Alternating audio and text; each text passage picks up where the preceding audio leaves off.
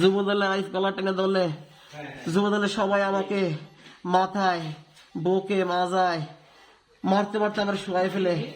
আমি সাংবাদিক জামাল উদ্দিন, দৈনিক গণবার্তা।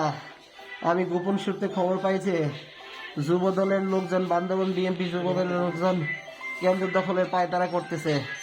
আমি ওই এলাকায় গেলে, কাশেমপাড়ায় গেলে দেখিছে সেখানে যুবদলের লোকজন হইচই করতেছে। পরে আমি ক্যামেরা রেকর্ড অন করলে আমাকে বলে তুই কে?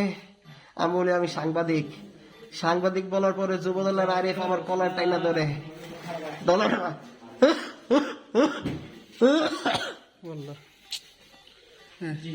যুবদলের আইস কলার টেনে ধরলে যুবদলের সবাই আমাকে মাথায় বুকে মাজায় মারতে মারতে আমার শুয়াই ফেলে টাইনা আমাকে নিয়ে যায় নদীর পারে, খালের পারে। খালে পারে নিয়ে একেবারে মাইরা খালে ফেলাই দেয়। আমি অজ্ঞান হয়ে পড়লে তারপরে মারতে থাকে। আমি আর কিছু বুঝি নাই। তারপর আমাকে পুলিশ গিয়ে উদ্ধার করে নিয়ে আসছে। আমি বিচার চাই। আমি সাংবাদিক হওয়ার পরে বলতেছে ওরা সাংবাদিক মাইরালা বলতেছে ওইখানে মিরর নিয়ে যে সাংবাদিক ছিল, আরো সাংবাদিক ছিল, সবাই যারা যারা সাংবাদিক বলছে সবাই মারছে।